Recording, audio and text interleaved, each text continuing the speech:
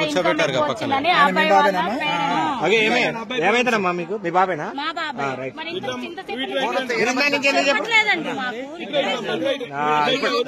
వాళ్ళ అమ్మతో మాట్లాడాలి. రాయకపోతే మరి బయటికి పంపించాలి. అది ఏందో ఇన్కమ్ తప్పు వచ్చిందంట. మాట్లాడి బాబుని కూడా పిలిపియండి, ఏం కాదు. ఎగ్జామ్ రాయనప్పుడు ఇంకా ఎందుకు లోపల ఉంచడం? అమ్మను madam already application 2 lakhs income 1,32 లక్షల లోపు ఉండాలి కదా. కానీ ఇక్కడ ఆన్లైన్ ఏమైంది, 13 లక్షలు పడ్డది ఇన్కమ్. 13 లక్షల ఇన్కమ్ పడ్డప్పుడు ఏం చేయాలి? హాల్ టికెట్ డౌన్లోడ్ అవ్వకుండా రిజెక్ట్ అవ్వాలి. కానీ హాల్ టికెట్ డౌన్లోడ్ అయింది. హాల్ టికెట్ డౌన్లోడ్ అయిపోయింది, లోపల ఎలో చేశారు. లోపలికి ఎల్లో చేసిన తర్వాత ఎగ్జామ్ రాపించకుండా పేరెంట్ బయట కూర్చోబెట్టారు, పిల్లగాన్ని ఆటోలో లోగో కవర్ ఉంది కదా మీది? కవర్ ఉంది, అందుకోసం ఈ సైడ్ వస్తుంది. ఓకే ఓకే, అన్ని మీరు అడ్డుకోండి మేడం. రాయించలేదు ఇప్పుడు అంతే.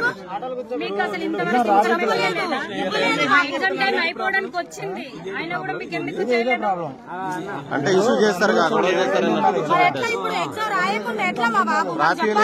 13 లక్షలు చెప్పిందంటే మీరు మనకి ఎగ్జామ్ ఫోన్ చేసాము కానీ ఎత్తట్లేదు, వాళ్ళ పేరెంట్స్ లేరు అంటున్నారు వాళ్ళు. ఇప్పుడు 13 లక్షలు పడ్డది.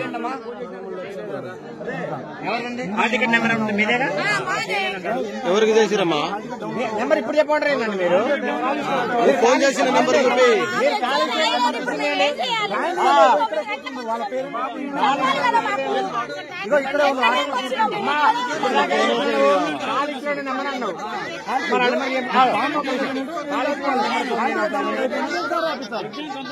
ఆ నెంబర్కి ఎవరు ఫోన్ చేశారు చెప్పండి. ఎవరు చేశారు ఆ నెంబరు? మా సెంటర్ ఎక్కడ పడ్డదని నేను చేస్తాను. సెంటర్ ఎక్కడ పడ్డదని 4 గంటలకు చేస్తానని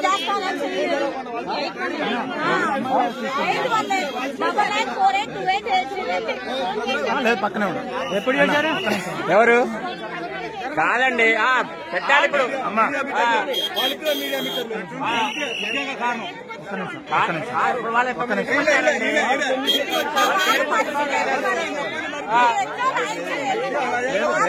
చేసుకున్నారు. ఎగ్జామ్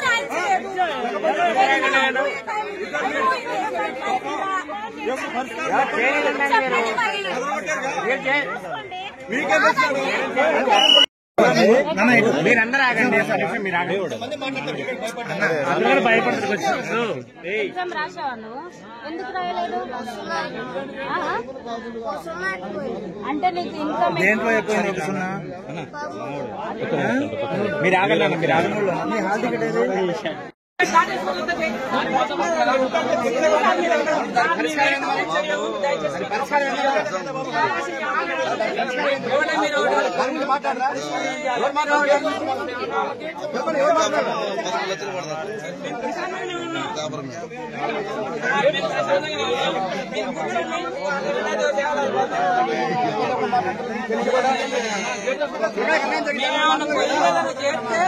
ఎగ్జామ్ డిస్టర్బ్ చేస్తే యాక్షన్ తీసుకోండి.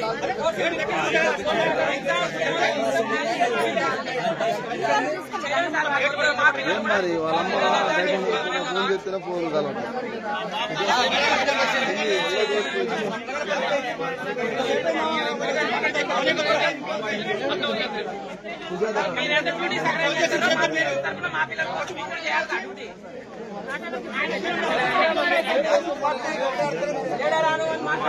ఫోటోస్ వీడియోస్ ఉన్నాయండి.